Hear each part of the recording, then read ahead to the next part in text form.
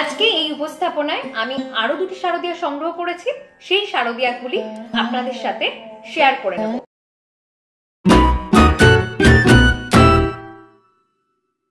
নমস্কার, বুক লাইব্রেরিতে স্বাগত আমার সকল দর্শক বন্ধুদের। আমি ময়ূরী। আজকে আবারও শারদিয়া পত্রিকা নিয়ে উপস্থিত হয়েছি।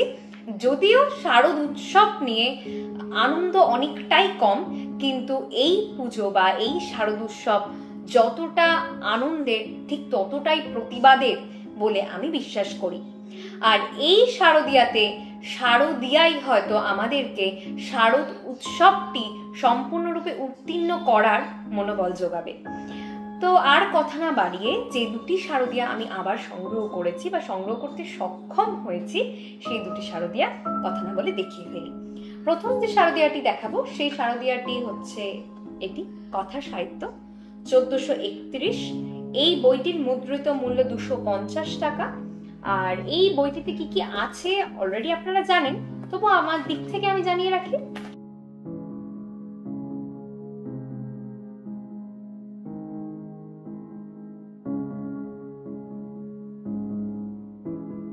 পাঁচটি উপন্যাস আছে। সন্মাত্রানন্দের উপন্যাস বিবশ বাদল ছায়, আলো ছায়ার পথে সৈকত মুখোপাধ্যায়ের লেখা।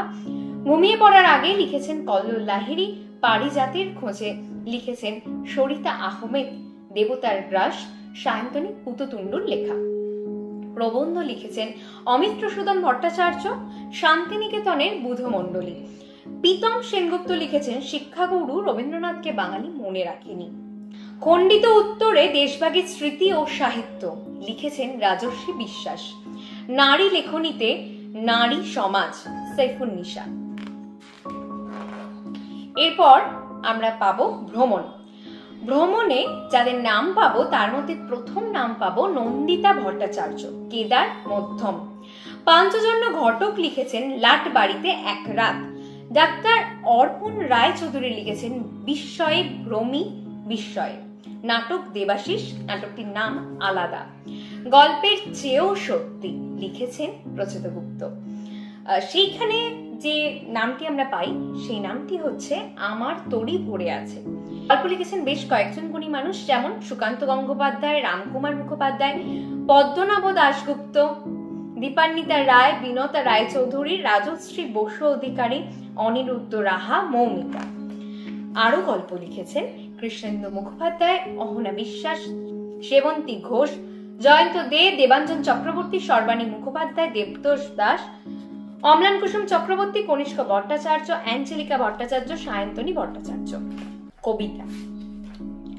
কবিতা লিখেছেন সুবোধ সরকার, যশোধরা রায়চৌধুরী, অগ্নি রায়, অসিত বরণ চট্টোপাধ্যায়, হিন্দোল ভট্টাচার্য, অনিন্দিতা গুপ্ত রায়, অদিতি বসু রায়, রিজু রেখ চক্রবর্তী, মঞ্জুভাস মিত্র, দেবাশিস চন্দ্র, সুদীপ্ত মাঝি, শুভ্র পাত্র, সুস্মেলী দত্ত, তানিয়া চক্রবর্তী, অংশুমান চক্রবর্তী। সম্পাদক সবিতেন্দ্রনাথ রায় আর সম্পাদনার সহযোগী নূর ইসলাম। প্রচ্ছদ করেছেন সৌজন্য চক্রবর্তী। রঙিন চিত্র শুভা প্রসন্ন, সুব্রত মাঝি আর সঙ্গীতা বন্দ্যোপাধ্যায়। অলঙ্করণ করেছেন ওঙ্কারনাথ ভট্টাচার্য, সৌজন্য চক্রবর্তী, প্রণব হাজরা, শুভ্রনীল ঘোষ, ততদ্রু মণ্ডল। বর্ণ সংস্থাপন উৎপল সাহা। তো এই গেল বইটির প্রচ্ছদ ভীষণ সুন্দর, গোল্ডেন এবং এটা হচ্ছে চকলেট কালারের একটা কম্বিনেশন, ডার্ক চকলেট। আর পেজ কোয়ালিটি বেশ ভালো পেজ কোয়ালিটি। আর মুদ্রিত মূল্য 250 টাকা। বেশ কিছুটা ছাড়ি আমি এটি সংগ্রহ করতে সক্ষম হয়েছি। তো এই গেল প্রথম বই। পরবর্তী হচ্ছে কিশোর ভারতী। এই বইটির মুদ্রিত মূল্য হচ্ছে, মানে পত্রিকাটির বই না, 225 টাকা। এই বইটির প্রকাশক হচ্ছে পত্রভারতী। তো কিশোর ভারতীর এবারের প্রচ্ছদ কিন্তু ভীষণ ভালো, ভীষণ সুন্দর প্রচ্ছদ। এই শারদিয়া পত্রিকা যারা যারা লিখেছেন তাদের নামগুলি হলো সন্দীপ চট্টোপাধ্যায়, হিমাদ্রি কিশোর দাশগুপ্ত, সৈকত মুখোপাধ্যায়, অভিক সরকার, বিবেক কুণ্ডু, ত্রিদীপ কুমার চট্টোপাধ্যায়। বড় গল্প যারা লিখেছেন তারা হলেন দেবজ্যোতি ভট্টাচার্য, মৃগাঙ্ক ভট্টাচার্য, দীপান্বিতা রায়, সাদাত হোসাইন, দেবারতী মুখোপাধ্যায়, শান্তনু বসু, অভিক মুখোপাধ্যায়, পিয়া সরকার, রোহন রায়, রণদীপ নন্দী।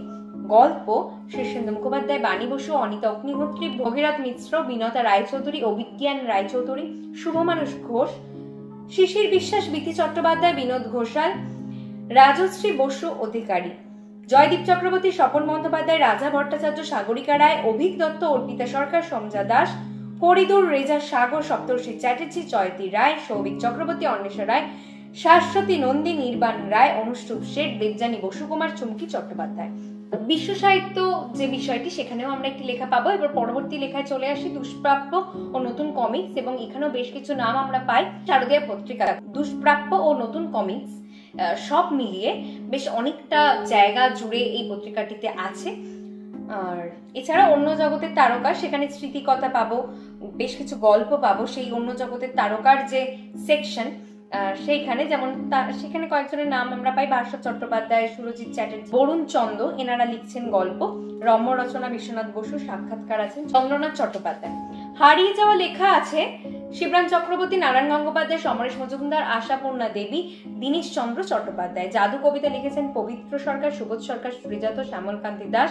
ভ্রমণ লিখেছেন পাঞ্চজন্য ঘটক, বর্ণালী ধর চৌধুরী। নিবন্ধ লিখেছেন কৌশিক মজুমদার, সৌম্যকান্তি দত্ত। ছড়া এবং কবিতার সেকশনটি এই পত্রিকায় দেখে খুব ভালো লাগলো, কারণ ছড়ার সেকশন এবারে শারদীয় আনন্দ মেলায় মিস করেছে, আপনাদেরকে বলেছিলাম। তো এই হচ্ছে এই বইটির সম্পূর্ণ সূচিপত্র বা তালিকা আমি দিলাম। তো জানি না কত তাড়াতাড়ি আমি রিভিউ আনতে পারবো, কারণ দেখতেই পাচ্ছেন আপনারা অনেকবার বলার পরেও খুব স্লোলি আপনারা রিভিউ পেয়েছেন দেশের বা পাচ্ছেন। পড়া হয়ে গেলেও রিভিউটা আনা হচ্ছে না। তো চেষ্টা করব এই বইটা থেকে অবশ্যই উপন্যাসগুলো পড়ে রিভিউ আনার। উপন্যাস এবং শীর্ষেন্দু মুখোপাধ্যায়ের নামটা দেখার পর এই বইটা সংগ্রহ করা থেকে আর নিজেকে বিরত রাখতে পারিনি, এবং কথা সাহিত্য সংগ্রহ করব বলে এবারে ডিটারমাইন্ড হয়েছি। সেই জায়গা থেকে এটি সংগ্রহ করা, এবং সন্মাত্রানন্দের লেখা এবং তার সাথে সাথে কল্লোল লাহিড়ীর লেখা, এই দুটি লেখা পড়ার আগ্রহ নিয়ে এই বইটি সংগ্রহ করেছি। এই দুটি বইয়ের সংগ্রহের পিছনের ইতিহাস কারণ আপনাদেরকে বললাম। এই বইটির দাম কম হওয়ার সত্ত্বেও এই বইটির কোয়ালিটি ভীষণ ভালো, কারণ 225 টাকা মুদ্রিত মূল্য, কিন্তু এই বইটি হালকা, হয়তো পেজ সংখ্যাটি কমের কারণে হালকা, কিন্তু তবুও এই 225 ভট্টভারতী থেকে প্রকাশিত বইটির পেজ সংখ্যা 400, আর কথা সাহিত্য এই বইটির পেজ সংখ্যা 480।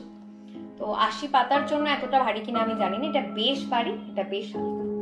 তো এই ছিল আমার সংগ্রহ করা শারদীয়া। পরবর্তীতে আবারও নতুন উপস্থাপনায় আপনাদের সাথে আমার দেখা হচ্ছে। হয়তো আপনারা অনেকেই এগুলি সংগ্রহ করেছেন, এর মধ্যে থেকে কোনটি সবার প্রথমে পড়া উচিত বলে, মানে কোন উপন্যাসটি কথা সাহিত্য এবং কিশোর ভারতীর ক্ষেত্রেও, দুটির ক্ষেত্রে কোন উপন্যাসটি, কোন লেখকের লেখা কোন উপন্যাস বা কোন গল্প পড়া দিয়ে উপন্যাস এই পত্রিকাগুলি শুরু করা উচিত, সেটা অবশ্যই আমাকে কমেন্টের মাধ্যমে জানান, আমি সেটা দিয়েই শুরু করব। আজকের মতো এটুকুই। পরবর্তীতে আবারও নতুন উপস্থাপনায় আপনাদের সাথে আমার দেখা হচ্ছে। ভালো থাকবেন, সুস্থ থাকবেন, আর অবশ্যই বই পড়বেন। বিদায়।